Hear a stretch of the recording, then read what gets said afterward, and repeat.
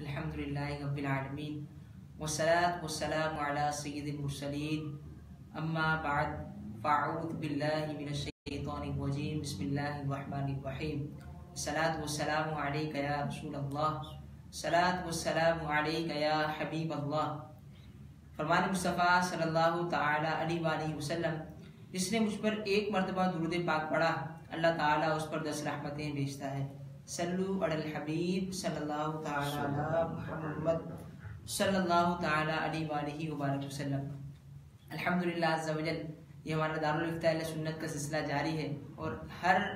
जुम्मा और इतवार को इसी तरह से हम ये सिलसिला लेकर हाजिर होते हैं। आज भी हम ये सिलसिला दारुल इफ्ता अहले सुन्नत कंज़ुल ईमान से आपके लिए हाजिर हैं। आप अपने सवालात कमेंट भी कीजिए, इंशाअल्लाह आज मुफ्ती साहब से आपके सवालात के जवाब हासिल करेंगे। आप तो इस सिलसिले का हिस्सा बन चुके हैं, लेकिन इस सिलसिले को शेयर करके अपने दोस्तों को, अपने अजीज़ व अक़रीबा को भी इस सिलसिले का हिस्सा बनाइए। अगर उनको भी इस सिलसिले से दीनी आगाही हासिल होगी तो इंशाअल्लाह इसका जो सवाब भी आपको मिलेगा। तो आइए मुफ्ती साहब की तरफ बढ़ते हैं। मुफ्ती साहब से हम सवालात के जवाब हासिल करते हैं। तो सब खैरियत से हैं? आप ठीक हैं? माशाअल्लाह माशाअल्लाह। तो सब ये हमारे जो इस्लामी भाई सवाल कर रहे हैं, ये तारिक अयूब भाई हैं। ये कह रहे हैं कि रब तबारक व तआला की हम पर कितनी रहमत होती है जब हम दुरूद पाक पढ़ते हैं। अल्हम्दुलिल्लाहि रब्बिल आलमीन वस्सलातु वस्सलामु अला सय्यिदिल अंबिया'i वल मुरसलीन अम्मा बअद फ़अऊज़ु बिल्लाहि मिनश शैतानिर रजीम बिस्मिल्लाहिर रहमानिर रहीम। देखिए, दुरूद पाक पढ़ना अल्हम्दुलिल्लाह अज़्ज़ा वजल बहुत ही बड़ी सआदत की बात है कि हुज़ूर ताजदार रिसालत सल्लल्लाहु तआला अलैहि व आलिहि वसल्लम ने अहादीस तय्यबा में इसके बेशुमार फ़ज़ाइल व बरक़ात इरशाद फरमाए हैं। कहीं ये इरशाद फरमाया कि कोई शख्स अगर मुझ पर एक मरतबा दुरूद पाक पढ़ता है तो अल्लाह ताला उस पर अपनी 10 रहमतों का नुज़ूल फरमाता है। जो 10 दफ़ा पढ़ता है उस पर 100 रहमतों का नुज़ूल फरमाता है। जो 100 मरतबा पढ़ता है उस पर अपनी 1000 रहमतों का नुज़ूल फरमाता है और उसकी दोनों आंखों के दरमियान लिख देता है कि ये शख्स निफाक से बरी है और जहन्नम की आग से भी बरी है। और इसी तरह अहादीस तय्यबा में बेशुमार फ़ज़ाइल व बरक़ात दुरूद पाक के बयान किए गए हैं और इन फ़ज़ाइल व बरक़ात में से बहुत सारे फ़ज़ाइल व बरक़ात ये भी हैं, यानी बाद हदीस में फरमाया कि जो शख्स दुरूद पाक पढ़ेगा कल क़यामत के दिन जो दुश्वार गुजार घाटियाँ हैं उनसे जल्दी नजात पा जाएगा। जो दुरूद पाक पढ़ेगा हुज़ूर सल्लल्लाहु ताला अलैहि वसल्लम का क़ुर्ब उसको क़यामत में हासिल होगा। जो दुरूद पाक पढ़ेगा हुज़ूर सल्लल्लाहु ताला अलैहि वसल्लम की उसको शफ़ाअत नसीब होगी। तो बेशुमार फ़ज़ाइल व बरक़ात हैं, दुनिया की फ़ज़ाइल व बरक़ात भी हैं, आखिरत के फ़ज़ाइल व बरक़ात भी हैं, कब्र के फ़ज़ाइल व बरक़ात भी हैं। फरमाया कि जो शख्स 500 मरतबा मुझ पर दिन भर में दुरूद पाक पढ़े तो ऐसा शख्स मोहताज नहीं होगा, उसकी मोहताजी दूर होगी। यानी ये दुनिया के फ़ायदे भी हैं, कब्र के फ़ायदे भी हैं और इसके साथ साथ हश्र के फ़ायदे भी हैं। तो उलमा ने फरमाया कि हमें चाहिए कि ज़्यादा से ज़्यादा दुरूद व सलाम पढ़ते रहें। कसरत से दुरूद व सलाम पढ़ेंगे तो इंशाअल्लाह अज़्ज़ा वजल इसके जो फ़ज़ाइल हैं, इसकी जो रहमतें हैं वो हमें हासिल होंगी। और कसरत से दुरूद पाक पढ़ने के मुतालिक ये फरमाया गया कि जो शख्स 313 मरतबा रोज़ाना दुरूद पाक पढ़ता है तो ये कसरत से दुरूद पाक पढ़ने वालों में शुमार होगा। हमें कोशिश करनी चाहिए कि ज़्यादा से ज़्यादा हुज़ूर नबी करीम सल्लल्लाहु ताला अलैहि वसल्लम पर दुरूद पाक पढ़ें। हुज़ूर पर दुरूद पाक पढ़ेंगे तो ये जो दुरूद पाक पढ़ना है अल्लाह ताला की हम पर रहमतों का नुज़ूल होगा। हुज़ूर नबी करीम सल्लल्लाहु ताला अलैहि वसल्लम की रहमत की नज़र हम पर होगी।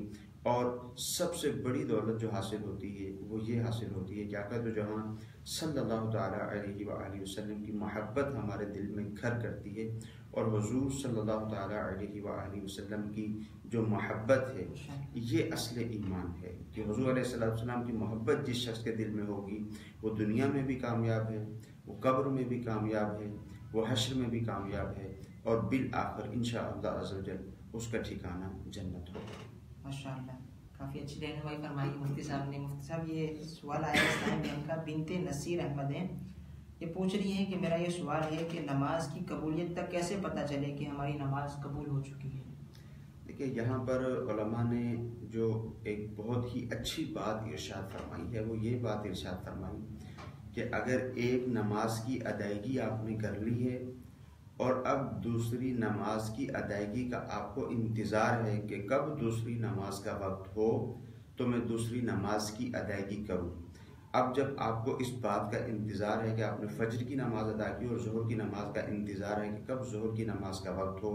اب میں ظہر کی نماز ادا کروں، اور پھر کب عصر کی نماز کا وقت ہو تب میں عصر کی نماز ادا کروں، تو یہ بھی قبولیت کی ایک نشانی ہے۔ اور پھر یہ بھی قبولیت کی ایک نشانی ہوگی کہ نماز پڑھتے پڑھتے انسان اپنی زندگی کو دیکھے گا کہ کیا اس کی زندگی میں تبدیلی رونما ہو رہی ہے، تبدیلی واقع ہو رہی ہے، جو بری خصلتیں تھیں وہ ختم ہو کر اچھی خصلتیں اس کی زندگی میں آ رہی ہیں یا نہیں آ رہی، کیونکہ نماز بے حیائی سے روکتی ہے، نماز برے کام سے روکتی ہے۔ تو جب ہم یہ دیکھیں گے کہ ہم نے نماز کی ادائیگی کی اور جو برا کام ہم کر رہے تھے ہماری زندگی میں شامل تھا، اس برے کام سے ہم رک گئے ہیں، وہ برا کام ختم ہو گیا ہے، اچھی خصلتیں پیدا ہونا شروع ہو گئی ہیں، تو یہ سمجھیں کہ جب ہم نے نماز کی ادائیگی کی ہے تو الحمدللہ عز و جل ہماری نماز اللہ تعالیٰ کی بارگاہ میں قبول ہو رہی ہے۔ یہی وجہ ہے کہ اگلی نماز پڑھنے کا دل بھی چاہتا ہے، اور یہی وجہ ہے کہ انسان کی خصلتیں بھی بہتر ہو جاتی ہیں۔ انشاءاللہ نمازوں کی پابندی رکھنی ہے۔ یہ مفتی محمد آصف ہیں، یہ سوال کر رہے ہیں عقیقے کے حوالے سے، کہہ رہے ہیں کہ ہم نے بکرے لیے ہیں عقیقے کے لیے، اور 7واں دن جو جن کا عقیقہ کرنا ہے بچی یا بچے کا، ان کا کل 7واں دن ہوگا، لیکن ہم نے بکرے آج ہی ذبح کر دیے، تو کیا عقیقہ ہو جائے گا نہیں ہوگا؟ کہہ رہے ہیں ہمیں کافی کنفیوژن ہے، بڑا مہربانی کر رپلائی دے دیں۔ دیکھیے عقیقہ جو ہے یہ سنت مستحبہ ہے، اور اس کا جو وقت بیان کیا گیا ہے وہ 7واں دن بیان کیا گیا ہے، یعنی اگر جمعہ کے دن پیدائش ہوئی ہے تو اب جمعرات کا دن جو ہے وہ 7واں دن ہوگا، تو یہ ایک وقت بیان کیا گیا ہے۔ اگر کسی نے 7ویں دن کر لیا تب بھی درست ہے، اگر 7ویں دن نہیں کر سکتا تو علماء نے فرمایا کہ پھر 7 دن کے اعتبار سے ہی اس کو سامنے رکھے، جب بھی کرے، جیسے 7 کو نہیں کیا تو 14 کو کر لے، 14 کو نہیں کیا تو 21 کو کر لے، یہ طرز عمل رکھے۔ ہاں اگر ایسا ہوا کہ پہلے ہی کر لیا، دیکھیں بات یہ ہے کہ جب بچے کی پیدائش ہوتی ہے تو جو عقیقہ کیا جاتا ہے ایک اعتبار سے وہ بچے کے لیے صدقے کی صورت ہوتی ہے۔ اب جو سنت مستحبہ تھی، جو طریقہ کار تھا، جو وقت بیان کیا گیا تھا، وہ تو اگرچہ 7واں دن تھا، اگر آپ نے 6 دن بھی کر لیا ہے تو ضرور وہ عقیقہ ہی شمار ہوگا، اور بچے کو جو فوائد اس سے پہنچنے ہیں اگر اس نے نیت ہوئی تو انشاءاللہ عز و جل بچے کو اس سے وہ فوائد پہنچیں گے۔ یہ کافی سارے میں دعاؤں کے لیے بھی عرض کر رہے ہیں، جیسے نعمان شالی بھائی انہوں نے جو ہے کہا ہے کہ استخارہ کروانا ہے، تو یہ ہمارا جو سلسلہ ہے دارالفتہ سنت، اس میں آپ اپنے شرعی سوالات کے جوابات حاصل کر سکتے ہیں۔ اگر آپ نے استخارہ کروانا ہے تو آپ دارالمدنی چینل پر ہر منگل اور بدھ کو بعد نماز ایسا سلسلہ ہوتا ہے، اس میں بھی کروا سکتے ہیں۔ اس کے علاوہ دعوت اسلامی کے آفیشیل فیس بک پیج پر یہ سلسلہ بھی ہوتا ہے، اس میں آپ استخارہ کروا سکتے ہیں۔ اور سب یہ سوال کر رہے ہیں، ندیم بھائی یہ کہہ رہے ہیں جماعت کے بعد کی سنتیں پہلے پڑھ سکتے ہیں؟ نہیں، ایسا نہیں کر سکتے۔ سنتوں کا جو وقت مقرر ہے انہی اوقات میں سنتوں کی ادائیگی کی جاتی ہے۔ ایسا تو ہو سکتا ہے کہ فرض نماز کی ادائیگی کا وقت ہو چکا،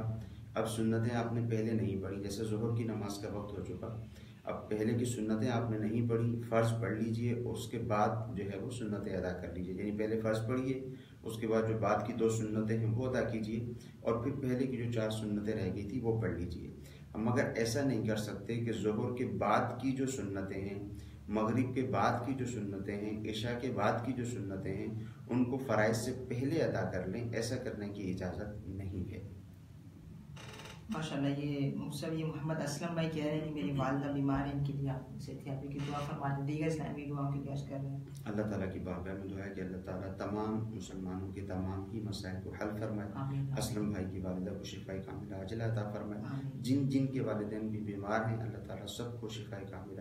عاجلہ عطا فرمائے۔ یہ مفتی یہ اسلام بھائی ہیں، یہ پوچھ رہے ہیں 1-2 قرآن پاک پڑھ کر کیا اپنے رشتہ داروں کو اصالہ ثواب کر سکتے ہیں؟ بعض لوگوں کا ذہن ہوتا ہے پوری محفل ہوگی، کافی لوگ آئیں گے، قرآن پاک پڑھیں گے، وہی اصالہ ثواب ہوگا، اس حوالے سے کچھ؟ جی، یہ بعض لوگوں کو دیکھا گیا ہے بیچارے پھر وہ اصالہ ثواب کرنے سے بعض اوقات رہ بھی جاتے ہیں، اور بعض اوقات لوگ بھی اس طرح کی گفتگو کرتے ہیں، جیسے مثال کے طور پر والد کی برسی آئی یا والدہ کی برسی آئی یا بہن بھائی کا انتقال ہو گیا تھا، ان کا چیلم تھا یا برسی تھی، تو اب یہ لوگ سوچتے ہیں کہ جب تک ہم بہت سارے لوگوں کو جمع نہیں کریں گے بہت سارے لوگ جمع ہو کے قرآن پاک نہیں پڑھیں گے، ان کو کھانا نہیں کھلایا جائے گا تو اس وقت تک ایصال ثواب نہیں ہوگا۔ اور بعض اوقات ان معاملات کے لیے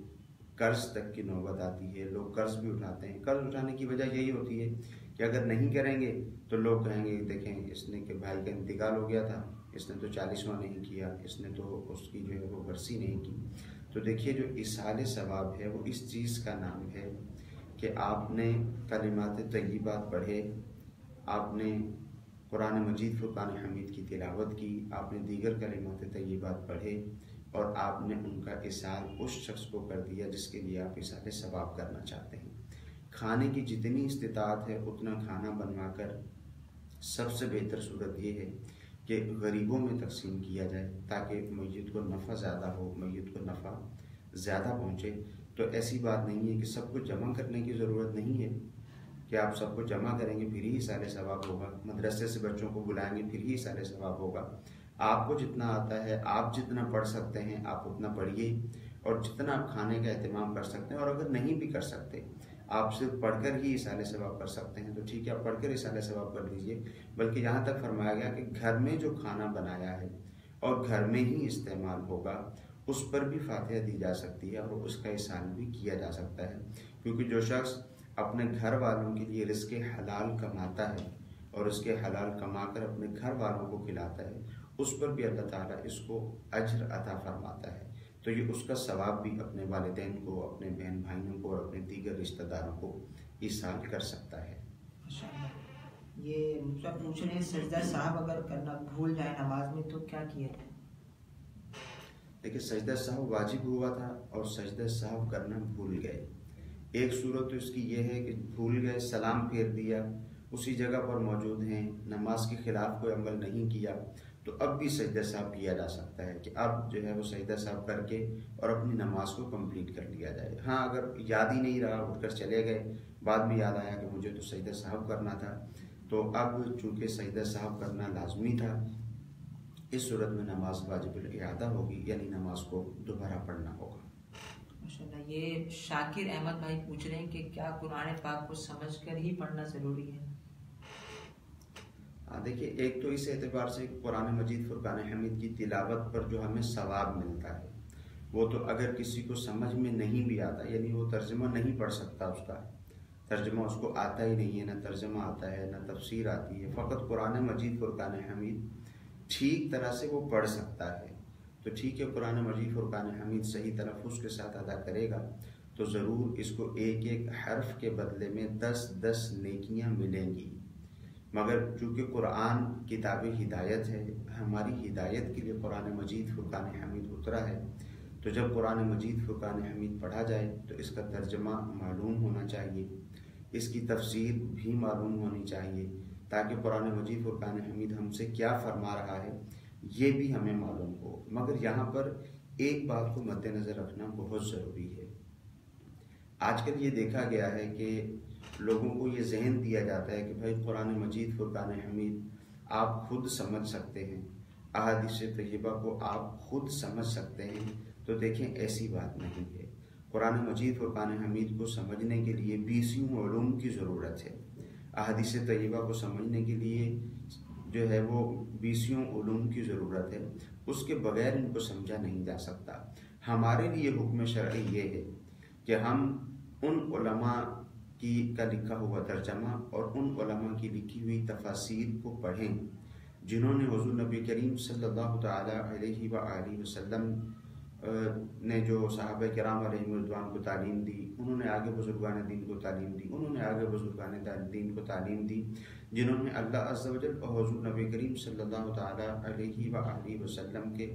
مقامات کو مد نظر رکھتے ہوئے قرآن کا ترجمہ کیا، اس کی تفسیر کو بیان کیا، صحابہ کرام علیہ رضوان کے جو عقائد و نظریات تھے اس کے مطابق ترجمہ و تفسیر کیا۔ ہمیں پڑھنا وہی ہے، ذاتی طور پر کوئی بھی شخص ایسا نہیں ہے کہ وہ خود سے سمجھ سکتا ہو۔ تو یہ لوگوں کو ایک ذہن دیا جاتا ہے، ایک بات بتائی جاتی ہے کہ بھائی قرآن مجید فرقان حمید تمہارے سامنے موجود ہے، احادیث طیبہ تمہارے سامنے موجود ہے، تم خود پڑھ سکتے ہو، تم خود سمجھ سکتے ہو، کسی سے پوچھنے کی کیا ضرورت ہے؟ تو ایسی بات نہیں ہے۔ اسی بات کو قرآن مجید نے بیان فرمایا، فَاسْأَلُوا أَهْلَ الذِّكْرِ إِن كُنتُمْ لَا تَعْلَمُونَ، یعنی اگر تمہیں نہیں معلوم تو ان سے معلوم کر لو جو جانتے ہیں۔ تو اسلام کا مزاج یہ ہے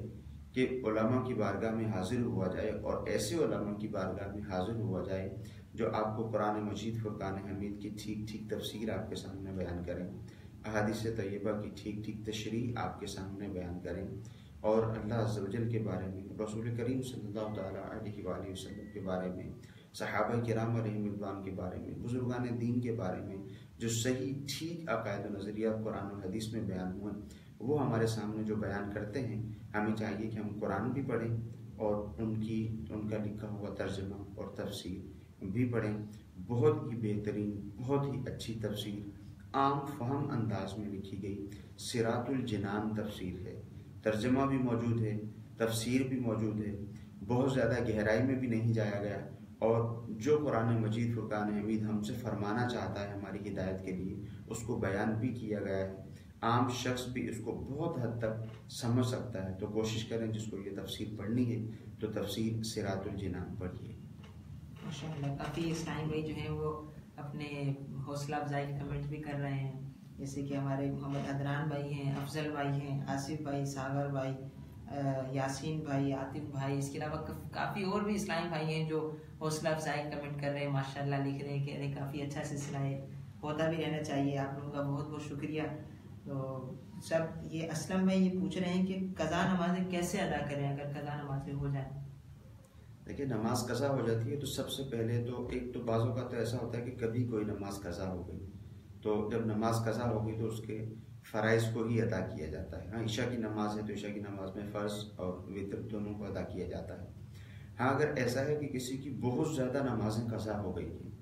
تو اب سب سے پہلے تو اس کو یہ کرنا ہے کہ وہ دیکھے کہ اس کی کتنی نمازیں قضا ہوئی ہیں۔ اب وہ اس کا حساب لگا لے، کتنے سالوں سے نمازوں کی ادائیگی نہیں ہو رہی، کون سی نماز کی ادائیگی کچھ ہو رہی تھی، کون سی نماز کی ادائیگی نہیں ہو رہی تھی، اس کو اپنے پاس تحریر کر لیں، لکھ لیں اپنے پاس، کسی کو نہ دکھائیں، اپنے پاس محفوظ کر لیں، اور پھر ایک ایک کر کے نمازوں کی ادائیگی کرتے رہیں۔ اور جب نماز کی ادائیگی کرنی ہے تو فقط فرائض ادا کرنے ہیں۔ عشاء کی نماز ہوگی تو اس میں فرائض کے ساتھ وتر بھی ادا کرنے ہیں۔ علماء نے فرمایا کہ جب یوں نمازوں کی ادائیگی کرے، نمازیں زیادہ ہو جائیں، تو اب اس کو یہ سہولت بھی دی گئی کہ جب یہ رکوع اور سجدے کی تسبیحات پڑھے تو 3 تسبیحات کی جگہ ایک تسبیح پڑھ لے، مگر اس میں اس بات کا دھیان رکھے کہ جب رکوع سجدے میں چلے جائے تو تسبیح کی ابتدا کرے، اور جب تسبیح ختم ہو جائے تو پھر اٹھے۔ اسی طرح فرض کی تیسری اور چوتھی رکعت میں 3 مرتبہ سبحان اللہ کی مقدار ٹھہر کر رکوع کر لے، اور یوں ہی جب سلام پھیرنے کے لیے بیٹھے، یعنی قعدہ اخیرہ ہو، تو التحیات کے بعد درود پاک اللہم صلی علی محمد و آلہ پڑھ کر سلام پھیر لے تاکہ اس کی نمازیں جلد سے جلد ادا ہو سکیں۔ ماشاءاللہ، یہ سب یہ اسلام میں پوچھ دیں کہ کیا زکوٰۃ رمضان المبارک سے پہلے ہم ادا کر سکتے ہیں؟ دیکھیے، زکوٰۃ کا ایک اصول شریعت مطہرہ نے بیان فرمایا ہے۔ وہ اصول یہ ہے کہ جب کوئی شخص صاحب نصاب ہو جائے گا، جب وہ صاحب نصاب ہوا، اب ایک پورا سال گزرنا ضروری ہے۔ جب سال گزرے گا تو اب اس پر زکوٰۃ کی ادائیگی لازم ہوگی۔ تو ہر شخص پر یہ لازم ہے جو بھی صاحب نصاب ہے، اس کو چاہیے کہ وہ یہ دیکھ لے کہ وہ کب صاحب نصاب ہوا تھا۔ ہمارے یہاں عمومی طور پر دیکھا یہ گیا ہے کہ رمضان المبارک میں زکوٰۃ کی ادائیگی کی جاتی ہے۔ اگر کوئی شخص رجب المرجب میں صاحب نصاب ہوا تھا اور پھر دوبارہ رجب المرجب میں ظاہر ہے اس کو زکوٰۃ کی ادائیگی کرنی ہے، مگر لوگ سمجھتے نہیں ہیں تو وہ رمضان میں جا کر ہی زکوٰۃ کی ادائیگی کرتے ہیں، تو ایسا کرنے سے تاخیر ہوگی اور گناہ ہوگا۔ ہاں، جس کی ادائیگی ہی رمضان المبارک میں بنتی ہے، یعنی رمضان میں ہی اس کا سال کمپلیٹ ہوتا ہے، تو وہ رمضان سے پہلے بھی زکوٰۃ کی ادائیگی کر سکتا ہے۔ اس میں شرعی طور پر کوئی قباحت نہیں ہے۔ یعنی جیسے مثال کے طور پر رمضان المبارک میں زکوٰۃ کی ادائیگی ان پہ لازم ہوگی، مگر یہ چاہتے ہیں کہ پورا سال ہی تھوڑی تھوڑی کر کے زکوٰۃ دیتے رہیں، تو اس بات کی شرعی طور پہ اجازت ہوتی ہے کہ زکوٰۃ کی جب ادائیگی لازم ہو جاتی ہے اس سے پہلے زکوٰۃ دی جا سکتی ہے، شرعاً کوئی حرج نہیں ہے۔ تھوڑی تھوڑی زکوٰۃ نکالتے رہیں، جب زکوٰۃ کا سال پورا ہو جائے پھر دیکھ لیں کہ کتنی رقم زکوٰۃ کی ادا ہو چکی ہے، کتنی باقی ہے، جو باقی ہے اس کو پھر یکمشت ادا کر دیا جائے۔ ماشاءاللہ، محمد شہباز ہیں کراچی سے، یہ سوال کر رہے ہیں مفتی صاحب کہ کیا عورت کے انتقال کے بعد اس کا نکاح ٹوٹ جاتا ہے؟ بے شک جب عورت کا انتقال ہوتا ہے تو ضرور اس کے شوہر کے ساتھ نکاح ٹوٹ جاتا ہے، مگر اس کے ساتھ ساتھ کچھ مسائل ایسے ہیں جو لوگوں میں معروف ہیں اور غلط معروف ہیں۔ جب عورت کا انتقال ہوا تو شوہر، لوگ یہ کہتے ہیں کہ اس کو دیکھ نہیں سکتا، شوہر کو اس بات کی اجازت ہوتی ہے کہ اس کو دیکھ سکتا ہے، ہاں بلا حائل اس کو چھو نہیں سکتا۔ شوہر اس کے جنازے کو کندھا بھی دے سکتا ہے اور شوہر اس کو قبر میں اتار بھی سکتا ہے۔ ماشاءاللہ، یہ طارق خان ہے، انہوں نے سوال کیا ہے، آج کل لوگ کرتے بھی ہیں یہ، کہ حرام کی کمائی سے نیک کام کرنا، صدقہ و خیرات کرنا اور دیگر مسجد بنا دینا، ایسے کرنا کیسا؟ دیکھیے، اولا تو یہ دیکھنا ہوگا کہ وہ جو حرام کی کمائی ہے وہ کون سی حرام کی کمائی ہے، وہ سود ہے، وہ رشوت ہے، وہ جوا ہے، کون سی کمائی ہے۔ چاہے کسی بھی طرح کی کمائی ہو، جیسے مثال کے طور پر رشوت اگر لی ہے کسی سے، تو رشوت کا شرعی حکم تو یہ ہے کہ جس سے لی ہے اس کو واپس کرنا ضروری ہے، اس کو تلاش کیا جائے، وہ نہ رہا ہو اس کے ورثاء کو تلاش کیا جائے، کسی بھی طرح جو حقدار ہے، جو جس کی یہ رقم تھی اس تک پہنچانا ضروری ہے۔ اگر نہیں پہنچا سکے، وہ خود بھی موجود نہیں ہے، اس کا کوئی وارث بھی موجود نہیں ہے، تو اب حکم یہ ہوتا ہے کہ صدقہ کر دیا جائے، بغیر ثواب کی نیت کے صدقہ کر دیا جائے۔ اور اگر سود وغیرہ کی رقم ہے، خود فاسدہ کی رقم ہے، تو اس میں اس بات کی اجازت ہوتی ہے، چاہے تو جس کی ہے اس کو دے دے یا اس کے ورثاء تک پہنچا دے، چاہے تو صدقہ کر دے۔ اور ظاہر ہے اللہ تعالیٰ پاک ہے، طیب ہے، اور پاک اور طیب مال ہی قبول فرماتا ہے۔ تو جو شخص اس طرح کی رقم سے یہ ادائیگی کرے گا، یعنی صدقہ و خیرات کرے گا، لوگوں کی مدد کرے گا، تو یقیناً وہ قبول نہیں ہوگا۔ ماشاءاللہ، کافی اچھی رہنمائی فرمائی مفتی صاحب۔ مفتی صاحب، یہ ایک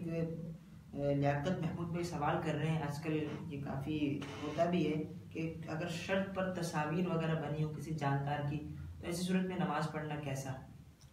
دیکھیے، شرٹ پر، قمیض وغیرہ پر اگر تصویر بنی ہوئی ہے تو تصویر اگر تو ایسی ہے کہ اس کو زمین پر رکھا جائے اور پھر سیدھے کھڑے ہو کر اس کو دیکھا جائے،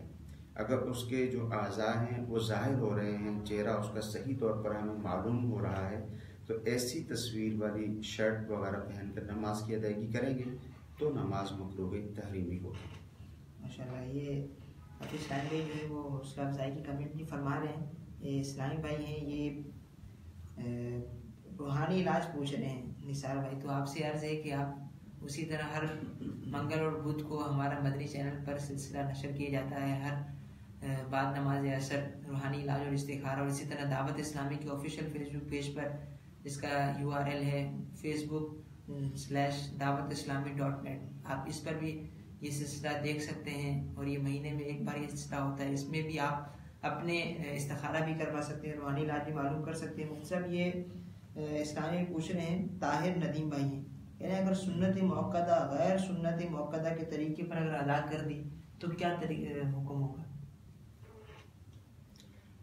دیکھیے، اس صورت میں بھی نماز تو ہو جائے گی، یعنی سنت موقدہ کی جب ادائیگی کی جاتی ہے، اور انہوں نے کہا کہ غیر سنت موقدہ کا جو طریقہ تھا ویسے ادا کر دیں، تو بعض صورتیں تو ایسی ہوں گی کہ نماز ہو جائے گی، بعض صورتیں ایسی بھی ہوں گی کہ نماز واجب الاعادہ ہوگی، اور بعض صورتوں میں سجدہ سہو کی صورت ہوگی۔ اب کون سا ایسا کام تھا جو سنت موقدہ کی ادائیگی میں کیا جاتا ہے، انہوں نے غیر سنت موقدہ کی ادائیگی میں کر دیا،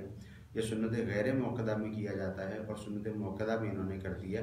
ایک مثال میں اس کی آپ کو دے دیتا ہوں، چیزیں تو کافی ساری ہیں۔ جیسے جب ہم سنت موقدہ کی ادائیگی کریں گے تو جب ہم پہلے قعدہ میں بیٹھیں گے تو تشہد پڑھنے کے بعد ہمیں کھڑا ہونا ہے، تشہد کے بعد اور کچھ پڑھنے کی اجازت نہیں۔ اگر کسی نے سنت موقدہ پڑھی اور یہاں پر سنت غیر موقدہ والا طریقہ اختیار کیا، یعنی درود پاک بھی پڑھ لیا اور آگے دعا بھی پڑھ لی، تو اس صورت میں اگر تو بھول کر ایسا کیا ہے تو سجدہ سہو واجب ہوگا، سجدہ سہو سے نماز ہو جائے گی، اور اگر جان بوجھ کر ایسا کیا ہے تو نماز کی ادائیگی دوبارہ کرنا ہوگی۔ ایک صورت تو یہ ہے۔ دوسری صورت یہ ہے کہ سنت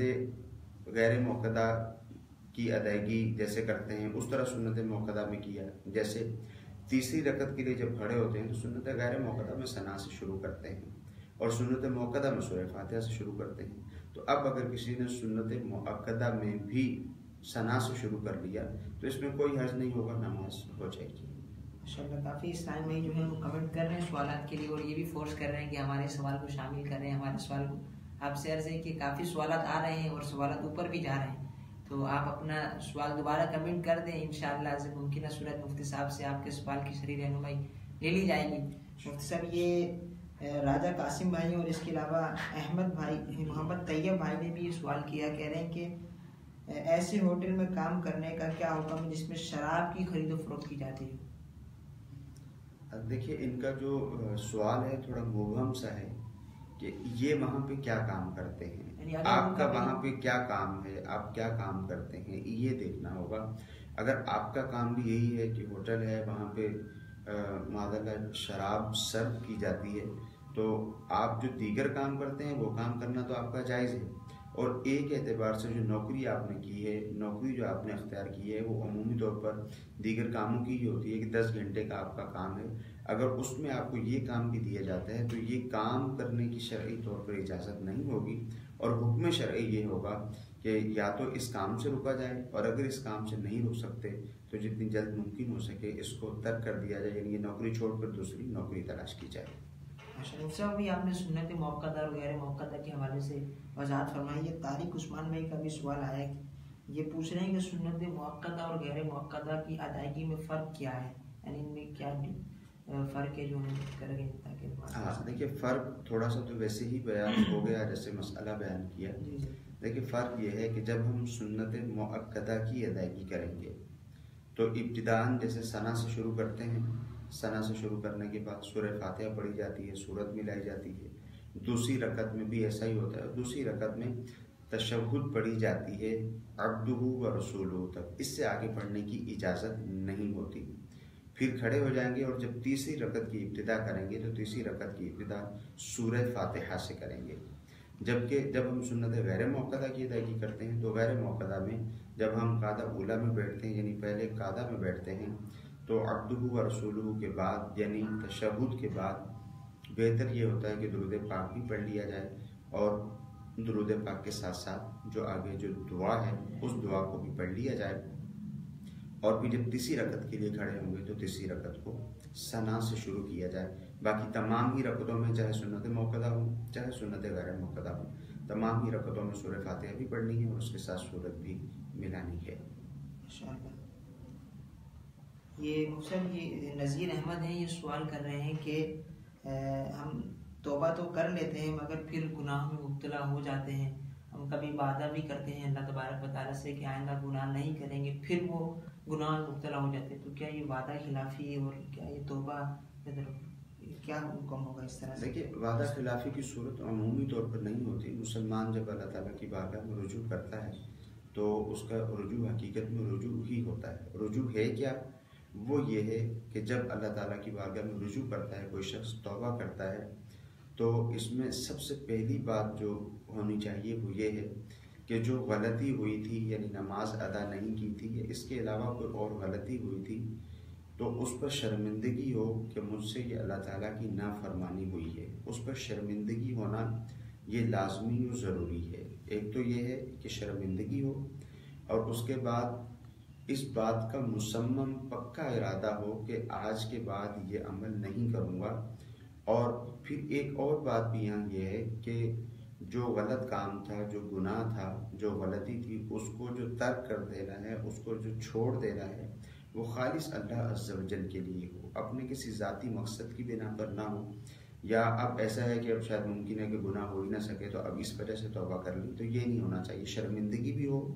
اللہ تعالیٰ کی رضا کے لیے اس عمل کو چھوڑا جائے، اور آئندہ کے لیے مصمم ارادہ ہو کہ کبھی بھی نہیں کروں گا۔ اب اس کے باوجود اگر دوبارہ ایسی کوئی صورت پیدا ہو جاتی ہے، معاذ اللہ گناہ سرزد ہو جاتا ہے، تو اس کو تو وعدہ خلافی نہیں کہا جائے گا۔ ہاں اگر جیسے عام طور پر یہ بھی کیا جاتا ہے کہ بس بیٹھے جا کر اجتماع میں گئے، کسی اچھی جگہ پہ جا کے شرکت کی، یا کسی نے توبہ کروائی، خالی الفاظ ادا کر دیے، تو یہ خالی الفاظ ادا کرنا تو ویسے بھی غلط ہے، اس کو تو توبہ کرنا کہا ہی نہیں جائے گا۔ ہاں اگر کوئی شخص اس کو مذاق بناتا ہے، مسخری کرتا ہے، تو اس سے منع فرمایا گیا کہ مذاق مسخری اس کو نہ بنایا جائے۔ اگر واقعتاً توبہ کرے گا، سچے دل سے رجوع کرے گا، پھر اگر گناہ ہو جاتا ہے تو اللہ تعالیٰ پھر اگر یہ دوبارہ اس سے گناہ ہو جاتا ہے پھر توبہ کرے گا تو اللہ تعالیٰ دوبارہ اس کی توبہ قبول فرمانے والا ہے۔ ماشاءاللہ کافی اچھی رہنمائی فرمائی مفتی صاحب نے۔ اللہ تعالیٰ ہمیں سچی توبہ کرنے کی توفیق نصیب فرمائے۔ مفتی صاحب کافی اسلام میں جو ہیں حوصلہ افزائی کے کمنٹ بھی فرما رہے ہیں، دعاؤں کے لیے بھی عرض کر رہے ہیں۔ یہ مفتی صاحب محمد بلال ہیں، انہوں نے سوال کیا ہے کہ اللہ تبارک و تعالیٰ کو اللہ میاں کہنا کیسا؟ یہ آج کل ہم کی گفتگو میں کہا جاتا ہے۔ جی، جن اسلامی بھائیوں نے کمنٹس کیے، حوصلہ افزائی کی ہے، اللہ تعالیٰ ان کو جزائے خیر عطا فرمائے۔ باقی دیکھیں یہ بات ذہن میں رہے کہ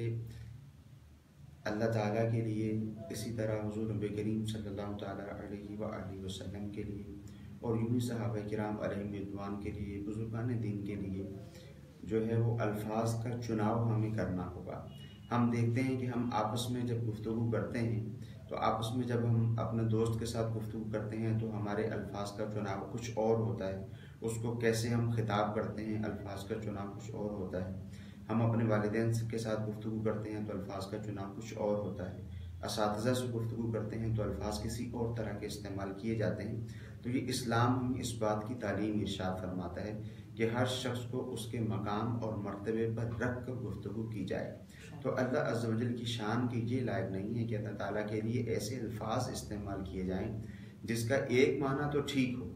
جبکہ دوسرا معنی اس کا درست نہ ہو۔ تو یہ جو میاں کا لفظ ہے اس کے بھی 2-3 معنی ہیں، جن میں سے کچھ معنی ایسے بھی ہیں جو اللہ تعالیٰ کی شان کے لائق نہیں ہیں، لہٰذا یہ لفظ اللہ تعالیٰ کے لیے استعمال نہ کیا جائے۔ ماشاءاللہ کافی اچھی رہنمائی فرمائی مفتی صاحب نے۔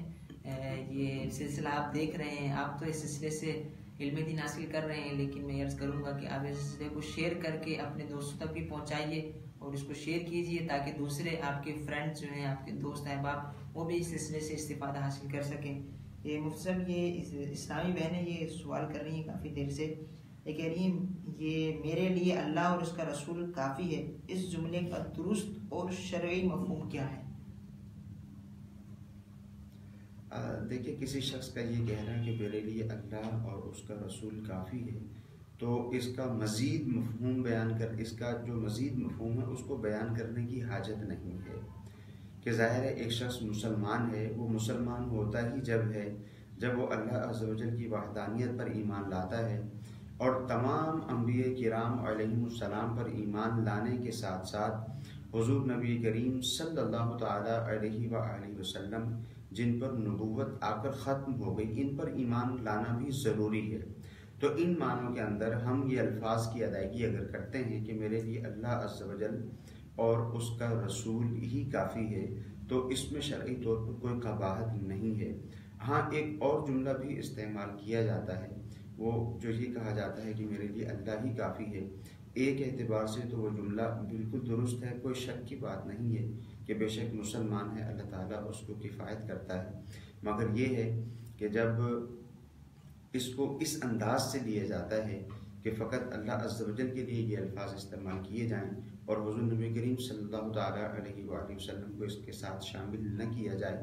تو یہ طریقہ کار درست نہیں ہوتا ہے، کیونکہ مسلمان کا ایمان کمپلیٹ ہی اس وقت ہوگا جب وہ اللہ عز و جل کی وحدانیت پر ایمان لائے گا اور رسول کریم صلی اللہ تعالیٰ علیہ وآلہ وسلم کی رسالت اور نبوت کا اقرار کرے گا، جب ہی اس کا ایمان کمپلیٹ ہوگا۔ تو ان معنوں میں کہ میرے لیے، ہمارے لیے اللہ اور اس کا رسول ہی کافی ہے، بالکل درست ہے، اس میں شرعی طور پر کوئی قباحت نہیں ہے۔ اور جب حضور حضرت سیدنا صدیق اکبر رضی اللہ تعالیٰ عنہ ایک جنگ کے موقع پر جب اپنا گھر کا سارا سامان حضور علیہ الصلوۃ والسلام کی بارگاہ میں لے کر حاضر ہوئے، تو حضور نبی کریم صلی اللہ تعالیٰ علیہ وآلہ وسلم نے ابوبکر صدیق رضی اللہ تعالیٰ عنہ سے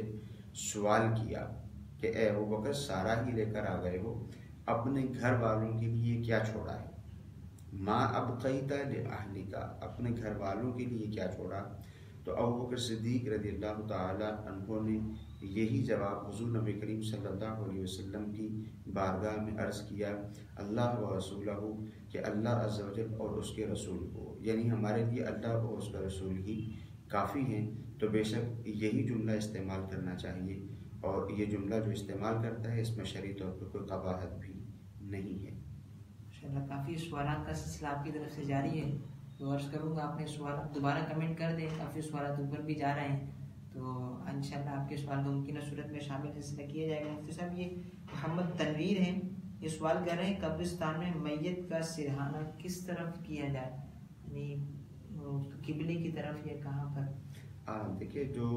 اصول ہوتا ہے، میت کو جب ہم دفناتے ہیں تو ہم اس کو اس طرح سے لٹائیں گے کہ جب ہم اس کا چہرہ جو ہے سیدھی طرف کریں تو وہ قبلے کی جانب ہو جائے۔ یہ طریقہ کار ہوتا ہے میت کو قبر میں لٹانے کا، اور ہمارے یہاں عمومی طور پر قبرستان اسی طرح بنے ہوئے ہوتے ہیں کہ جب مردے کو قبر میں لٹایا جاتا ہے تو لٹانے کا طریقہ کار یہ ہوتا ہے کہ اس کو یوں لٹایا جاتا ہے، جیسے مثال کے طور پوری دنیا کے اندر قبلہ تو ایک جگہ پر موجود ہے، کعبہ مکرمہ جب وہ ایک جگہ پر موجود ہے، تو جو اس طرف ہے اس کے میت کو لٹانے کا انداز اور ہوگا، جو قبلہ کی جو کعبہ شریف کی دوسری طرف ہے اس کا جو ہے وہ میت کو لٹانے کا انداز اور ہوگا۔ بس یہ انداز ہوگا کہ جب اس کو لٹایا جائے اس کا چہرہ جب تھوڑا سا سیدھی طرف موڑا جائے تو قبلہ کی طرف ہونا چاہیے۔ یہ وسیم انجم یہ سوال کر رہے ہیں مفتی صاحب کہ ہم جب بزنس کرتے ہیں، ہم کسٹمر کو اپنے آئٹم وغیرہ جو ہے وہ سیل کرتے ہیں، تو میکسیمم ہم کتنا پروفٹ رکھ سکتے ہیں؟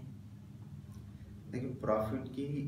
کوئی شرح جو ہے وہ بیان نہیں کی گئی کہ آپ کتنا پروفٹ رکھ سکتے ہیں، بس اس بات کا دھیان رکھنا چاہیے۔ آپ خود اس بات کو دیکھیں کہ جب آپ تو ایک چیز فروخت کر رہے ہیں، ایک آئٹم ایسا ہے جو آپ بیچتے ہیں اور 50 آئٹم ایسے ہیں جن کی آپ کو ضرورت پڑتی ہے، تو آپ یہ ذہن میں رکھیں کہ جب میں لینے کے لیے جاتا ہوں تو میری کیا خواہش ہوتی ہے کہ مجھے سستی سے سستی چیز ملنی چاہیے۔ تو جب آپ فروخت کرتے ہیں تو آپ بھی اس بات کا دھیان رکھیں کہ مسلمان جب آپ کے پاس کوئی چیز لینے کے لیے آتا ہے تو آپ اس بات کا دھیان رکھیں کہ مسلمان کو سستی سے سستی چیز ملے۔ ظاہر ہے کاروبار ہے ہی اس صورت میں کہ جب آپ کوئی چیز خریدتے ہیں تو آپ ضرور اس میں سے کچھ نہ کچھ نفع رکھیں گے، نفع رکھ کر ہی آپ بیچیں گے۔ نفع رکھنے کی اجازت ہے مگر نارمل نفع رکھیں، اتنا ہی کہ جتنا آپ چاہتے ہیں کہ جب آپ کسی کے پاس چیز لینے کے لیے جائیں تو آپ سے نفع لیا جائے۔ پھر یہ بھی ہوتا ہے کہ جو شخص، جو دکاندار مہنگی اشیاء فروخت نہیں کرتا، نارمل نفع رکھتا ہے، اس کا مال زیادہ بکتا ہے، اس کو اتنا ہی فائدہ ہو جاتا ہے۔ ایک صحابی رسول رضی اللہ تعالیٰ عنہ سے سوال کیا گیا تو انہوں نے یہی جواب عطا فرمایا کہ میں کم نفع رکھ کے اشیاء کو فروخت کر دیتا ہوں، تو اشیاء زیادہ فروخت ہوتی ہیں۔ جب اشیاء زیادہ فروخت ہوتی ہیں تو نفع کی شرح اسی جگہ پر آ کر ٹھہرتی ہے اور لوگوں کو فائدہ بھی پہنچتا ہے۔ یہ سب یہ کافی دعاؤں کے لیے بھی آ رہے ہیں۔ یہ ہمارے فرحان بھائی ہیں، کہہ رہے ہیں میری والدہ کی طبیعت کافی ناساز ہے، ان کے لیے بھی دعا فرما دیں۔ اللہ تعالیٰ ہمارے فرحان بھائی کی والدہ کو شفائے کاملہ عاجلہ عطا فرمائے، تمام ہی والدین کے والدین حیات ہیں، اللہ تعالیٰ ان کو شفائے کاملہ عاجلہ عطا فرمائے، درازی عمر بالخیر عطا فرمائے، اور جن کے والدین دنیا سے رخصت ہو چکے اللہ تعالیٰ ان کی بخشش و مغفرت فرمائے۔ یہ علی مصطفی بھائی ہیں، اگر نظر مانی ہو کہ مسجد میں پیسے وغیرہ دوں گا لیکن دینے سے پہلے خیال آیا کہ میرے رشتہ داروں میں سے بھی کوئی ضرورت مند ہے تو کس کو دینا چاہیے؟ دیکھیں بعض صورتوں میں جب شرعی منت کی صورت ہوگی تو یہ کہا جائے گا کہ ٹھیک ہے اسی جگہ پر استعمال کیے جائیں، مگر یہ ہے کہ جب مسجد میں رقم کی ادائیگی کرنی ہے تو مسجد میں رقم کی ادائیگی کرنا یہ اس اعتبار سے شرعی منت نہیں ہے۔ اب اگر آپ یہ سمجھتے ہیں کہ مسجد میں حاجت بھی نہیں ہے، ضرورت بھی نہیں ہے، اور آپ یہ سمجھتے ہیں کہ آپ کے قریبی رشتہ دار کو زیادہ ضرورت ہے تو بے شک آپ ان کو دے سکتے ہیں، کوئی حرج نہیں ہے۔ انشاءاللہ یہ سفیر احمد بھائی کہہ رہے ہیں قضا نمازوں کے بجائے نوافل، تہجد، اوابین وغیرہ ادا کرنا کیسا؟ دیکھیے بہتر تو یہی ہے کہ جس کے ذمہ قضا نمازیں ہوں وہ قضا نمازوں کی ادائیگی ہی کرے، بہتر صورت ہے وہ یہی ہے، تاکہ قضا نماز یعنی جو فرض اس کے ذمہ بچے ہوئے ہیں وہ جلد از جلد ادا ہو جائے۔ ہاں اگر کوئی شخص بالخصوص تہجد کی نماز ادا کرتا ہے، اشراق چاشت کی نماز ادا کرتا ہے یا دیگر اس طرح کی نمازیں ادا کرتا ہے تو اس کو یہ نمازیں ادا کرنے کی تو اجازت ہے، وہ یہ نمازیں ادا کرے گا تو اس کو ان نمازوں کا ثواب بھی ملے گا، مگر بہتر یہ ہے کہ اپنی جو نمازیں رہ گئی ہیں ان کو ادا کر لیا جائے۔ علماء نے لکھا کہ سنتیں غیر موقتہ کی جگہ اور یوں ہی نوافل کی جگہ پر جو اپنی قضا نمازیں ہیں وہ جلد از جلد ان کو ادا کر لیا جائے۔ ماشاءاللہ یہ مختصر سائمے پوچھ رہے ہیں کہ نائی पास जो है वो हेयर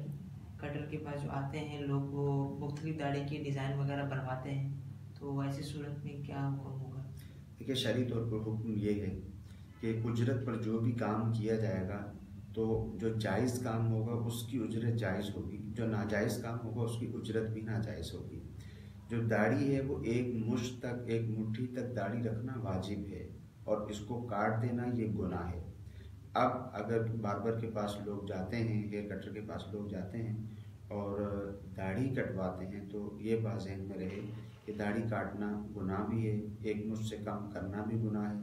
उसकी डिज़ाइनिंग इस तरह से बनाना कि एक मुश्त से कम हो जाए इसकी भी शरई तौर पर इजाज़त नहीं है और इसकी उजरत लेने की भी इजाज़त नहीं है। काफ़ी अच्छी रहनुमाई फरमाई मुफ्ती साहब ने। मुफ्ती साहब ये सुल्तान भाई हैं, कह रहे हैं सफ़र में नमाज का क्या तरीका इख्तियार किया जाए? इसके अलावा एक दो और ने भी यही सवाल किया कि सफ़र वगैरह तो होते रहते हैं तो क्या अंदाज़ अपनाया जाए?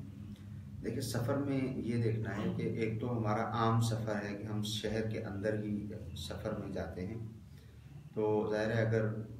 मौका मिल जाता है किसी जगह पर मस्जिद में हमें जमात मिल जाती है तो जमात के साथ नमाज की अदायगी कर ली जाए, वरना अगर नहीं मिलती तो वैसे भी नमाज की अदायगी कर सकते हैं। और एक वो सूरत है जो शरई सफ़र होता है, यानी आप 92 किलोमीटर के इरादे से घर से निकले और जहां आपका जाने का इरादा है उस कम से कम जो है वो उसकी मुसाफत 92 किलोमीटर होनी चाहिए। अब मुत्तसिल इरादे से अगर आप निकले हैं तो अब जो सफ़र की नमाज है उसमें शरई हुक्म ये है कि जो 4-4 रकात हैं यानी ज़ोहर, असर और इशा, इसमें कसर की इजाज़त है, यानी 4 की जगह पर 2 फ़र्ज़ पढ़ेंगे। और अगर दौरान सफ़र ऐसी कैफियत है कि गाड़ी रुकी है, जो आमतौर पर वैगन है, बस है, ट्रेन है, उसमें आप सफ़र करते हैं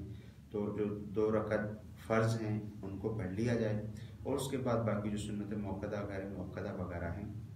उनका अगर वक्त हो तो उनको अदा कर लिया जाए, अगर वक्त ना हो तो ऐसी सूरत में उनको अगर अदा नहीं करेंगे तो गुनाहगार नहीं होंगे। हाँ, अगर अपनी सवारी है या बाज़ औक़ात हमारा सफ़र शरई ऐसा भी होता है कि हम किसी जगह पर गए और हमारा है तो 92 किलोमीटर से ज़्यादा, वहाँ जाकर हम ठहरेंगे, हमने 13-14 दिन के लिए वहाँ जाकर रुकना है। जब भी शरई मुसाफिर ही हैं तो जब वहाँ पर मौजूद हैं तो फ़राइज़ में तो कसर ही होगी, जबकि अपनी नमाज की अदायगी करेंगे और जो बकिया सुन्नतें वगैरह हैं उनको भी अदा कर लिया जाए। माशाल्लाह काफ़ी सवालात का सिलसिला जारी है और ये अर्ज़ करता चलूँ कि अल्हम्दुलिल्लाह ये हमारा दारुल इफ्ता अहले सुन्नत का सिलसिला हफ्ते में 2 दिन हर जुमा और इतवार को जो है बाद नमाज इशा भी और असर भी वो उस शहर के हिसाब से होता है, कभी फैसलाबाद से कभी लाहौर से, तो ये इसका शेड्यूल जो है उसका पूरा जदवल ये इसी दारुल इफ्ता अहले सुन्नत के पेज पर अपलोड कर दिया जाता है। आपसे अर्ज़ है कि आप इस पेज को लाइक करें, इसके अंदर काफ़ी सवालात के वीडियो क्लिप अपलोड किए जाते हैं, उनको शेयर करें, इंशाअल्लाह ज़वल कसीर आपको मालूमात हासिल होगी। मुफ्ती साहब ये हमारे अकरम रज़ा हैं, ये पूछ रहे हैं कि क्या बीवी जो है अपने शोहर के लिए आईब्रो बनवा सकती है? देखिए ये बात ज़हन में रहे कि आईब्रो बनवाना जो है शरई तौर पर इसकी इजाज़त नहीं है, तो जब शरई तौर पर इजाज़त नहीं है तो चाहे शौहर कहे चाहे कोई दूसरा शख्स कहे उसकी इताअत और फर्माबरदारी नहीं की जा सकती। वैसे तो औरत पे लाजिम है कि वो शौहर की इताअत और फर्माबरदारी करे, मगर ये बात ज़हन में रहे कि इताअत और फर्माबरदारी उन्हीं चीज़ों की होगी जो शरीयत के मुताबिक हों। अगर शरीयत के ख़िलाफ़ हैं तो उसमें इताअत और फर्माबरदारी नहीं है और आईब्रो बनवाने की भी शरई तौर पर इजाज़त नहीं है, लिहाजा नहीं बनवा सकती। चलिए, कफ़ील अहमद भाई ये कह रहे हैं जो भी काम शुरू करता हूँ रुकावट आ जाती है, इनके लिए दुआ फरमा दें, काफ़ी कमेंट कर रहे हैं। अल्लाह ताला आपके जो भी रुकावट आ रही है अल्लाह ताला उस रुकावट को दूर फरमाए। कोशिश करें नमाज़ों की अदायगी जारी रखें और दावत इस्लामी की साइट पर जाकर वहाँ रूहानी इलाज का जो लिंक है वहाँ पर अपना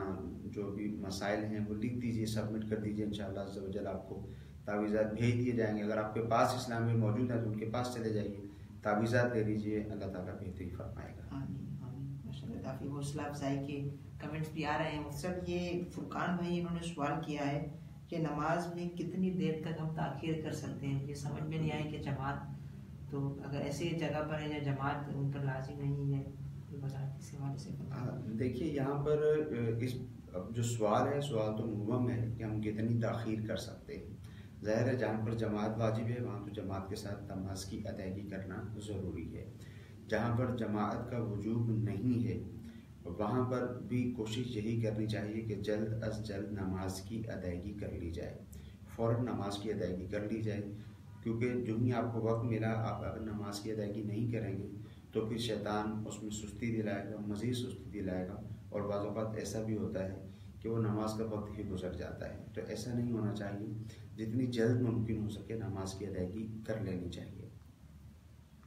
یہ بلال بھائی یہ سوال کر رہے ہیں مصطفیٰ نام رکھنا کیسا؟ بے شک مصطفیٰ نام رکھ سکتے ہیں، اس میں شرعی طور پر کوئی قباحت نہیں ہے. محمد مصطفیٰ نام بھی رکھا جا سکتا ہے اور غلام مصطفیٰ نام بھی رکھا جا سکتا ہے اور مصطفیٰ نام بھی رکھا جا سکتا ہے. ماشاءاللہ. یہ سوال آیا ہے کہ بالوں کو جلانا کیسا؟ کہ جب اسلامی بہنوں کے بال وغیرہ گھر میں جمع ہو جاتے ہیں تو دیکھیے ویسے تو حکم شرعی یہی ہے کہ بالوں کو دفن کر دیا جائے. اسی طرح جسم سے دیگر جو چیزیں جیسے ناخن وغیرہ ہیں یا دیگر چیزیں ہیں ان کو دفن کرنے کا ہی حکم ہوتا ہے، تو ان کو دفن کرنا ہی بہتر ہے. کہیں پہ ایسا انتظام ہو تو اس کو دفن کر دیا جائے، بالخصوص اسلامی بہنوں کے متعلق ہے، تاکہ غیر محرم کی اس پر نظر نہ پڑے. اگر جلائیں گے تو جلانا بھی گناہ نہیں ہے. یہ ذیشان ہے ملیر کراچی سے کہ کیا مرغی کے گوشت پر بھی نیاز ہو سکتی ہے؟ بالکل مرغی کے گوشت پر بھی نیاز ہو سکتی ہے، کیونکہ مرغی جو ہے وہ حلال جانور ہے،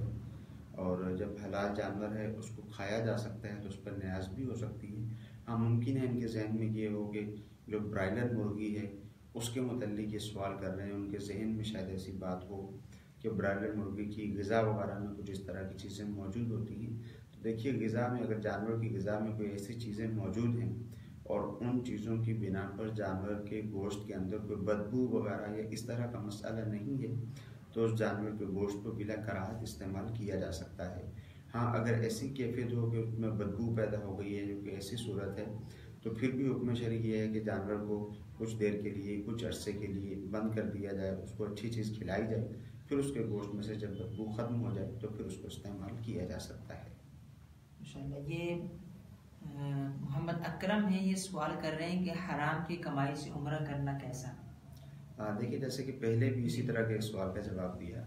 کہ اللہ تعالیٰ پاک ہے، وہ طیب ہے، وہ پاک اور طیب مال کو ہی قبول فرماتا ہے. لوگوں کے نزدیک تو بے شک واہ واہ بھی شاید ہو جائے گی، مگر ظاہر ہے جب آپ کو معلوم ہے کہ آپ کے پاس پاک مال موجود نہیں ہے تو پھر ایسی جسارت نہیں کرنی چاہیے کہ جب پاک مال ہی موجود نہیں ہے، حرام مال موجود ہے، تو یہ جسارت نہیں کرنی چاہیے کہ اسی حرام مال کے ذریعے اللہ تعالیٰ کے گھر میں حاصل ہو جائے. ماشاءاللہ. مفتی صاحب اگر کسی کو یہ سوالات یہاں پہ سلسلہ جاری ہے، اگر یہاں پر ہمارے فیس بک پر سوال کا جواب نہ مل سکا تو وہ کس انداز سے اپنے دارالفتہ اہل سنت میں رابطہ کرے، کیا طریقہ کار ہے؟ دیکھیے الحمدللہ ضرورت دارالفتہ اہل سنت کی اس کے علاوہ یہ تو ایک سلسلہ ہے دارالفتہ کا، اس کے علاوہ مدنی چینل پر بھی کم و بیش روزانہ ہی سلسلہ ہوتا ہے. مغرب کی نماز کے بعد، جمعرات کو عصر کی نماز کے بعد ہوتا ہے، بدھ والے دن صبح 8 بجے بھی یہ سلسلہ ہوتا ہے، تو اس میں بھی رابطہ کیا جا سکتا ہے. اسی طرح دارالفتہ کی واٹس ایپ سروس موجود ہے، وہ جو بیرون ممالک کے لیے واٹس ایپ سروس ہے وہ بھی موجود ہے.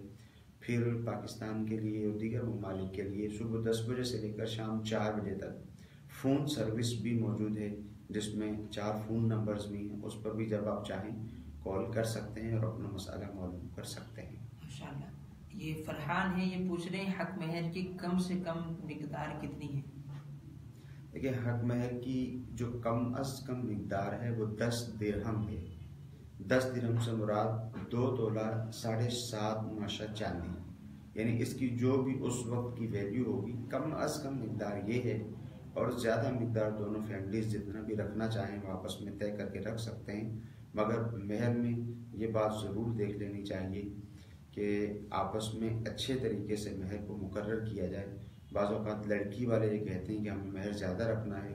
اور وہ زبردستی رکھ بھی لیتے ہیں، جس کی وجہ سے رنجشیں پیدا ہوتی ہیں، خام خواہ کے مسائل پیدا ہوتے ہیں. تو کوشش یہی کرنی چاہیے کہ آپس میں اچھے طریقے سے مہر کو طے کیا جائے اور پھر وہ مہر رکھا جائے. ماشاءاللہ. یہ فرقان ہیں، یہ سوال کر رہے ہیں کیا وضو کے فرائض پر عمل کر لیا جائے لیکن سنتیں ادا نہ کی جائیں تو کیا وضو ہو جائے گا، اور ایسا کرنا کیسا؟ بے شک وضو تو ہو جائے گا، جب فرائض مکمل کر لیے تو بالکل وضو ہو جائے گا، مگر ظاہر ہے سنتوں کی ادائیگی بھی اس اعتبار سے ضروری ہے کہ سنتوں کی ادائیگی ہوگی تو انشاءاللہ عز و جل ہمیں اس کا ثواب ملے گا۔ اور وضو میں بعض سنتیں ایسی بھی ہیں کہ جو سنت موقدہ ہیں، اور سنت موقدہ کا بار بار جو ترک کرتا ہے تو ایسی صورت میں اتاب و گناہ کی صورت بھی بنتی ہے۔ ماشاءاللہ، یہ اسلامی بہن ہے، یہ سوال کر رہی ہیں کیا الحمدللہ کہنے سے اللہ کا شکر ادا ہو جائے گا، یا اللہ کا شکر ہے ہی کہنا ضروری ہے؟ دیکھیے دونوں ہی صورتوں میں جب الحمدللہ کہا تو الحمدللہ جب کوئی شخص کہتا ہے تو اس کے پیچھے کوئی نہ کوئی بات ہوتی ہے، کوئی نہ کوئی ایسا واقعہ پیش آیا ہوتا ہے جس پر وہ الحمدللہ کہتا ہے، اور ارادہ ہی اس کا یہ ہوتا ہے کہ اس بات پر اللہ تعالیٰ کا شکر ادا کیا جائے۔ یعنی الحمدللہ کہنے کا مطلب یہ ہے کہ تمام تعریفیں، تمام خوبیاں اللہ تعالیٰ کے لیے ہیں، اور مطلب اس کا ایک اعتبار سے یہ بھی ہوتا ہے کہ میں اللہ تعالیٰ کا شکر ادا کرتا ہوں یا کرتی ہوں۔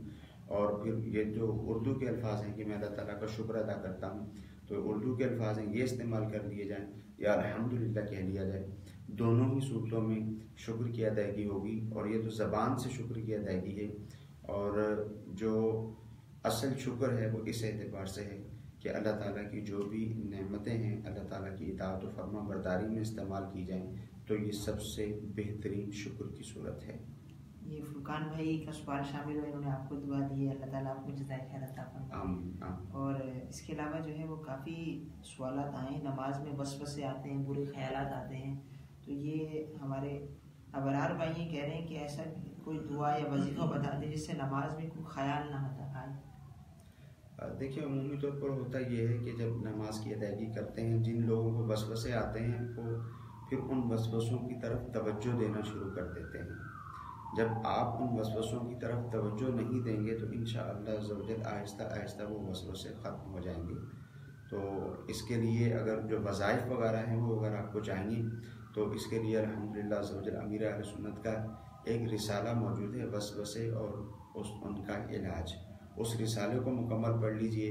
بار بار اس کو پڑھتے رہیے، اس میں جو دعائیں دی ہوئی ہیں، جو وظائف وغیرہ دیے ہوئے ہیں ان کو پڑھیں، انشاءاللہ عز و جل جو وسوسے وغیرہ آتے ہیں ختم ہو جائیں گے۔ یہ اسلامی بہنیں کہہ رہی ہیں سفر میں سنتوں کی ادائیگی کا کیا حکم ہوگا، کیا وہ بھی کرنا لازمی ہے؟ دیکھیے پہلے بھی اس سوال کا جواب دیا ہے جی۔ یعنی جو سنتوں کی ادائیگی ہے، دیکھیے جو سنتیں غیر موقدہ ہیں یا جو نوافل ہیں وہ تو اگر ویسے بھی ادا نہیں کریں گے تو گناہ نہیں ہے، باقی جو سنت موقدہ وغیرہ ہیں اگر سفر میں ایسی کیفیت ہے کہ سنت موقدہ آرام سے پڑھی جا سکتی ہیں، کوئی مسئلہ نہیں ہے، کوئی پرابلم نہیں ہے تو سنت موقدہ بھی ادا کی جائیں،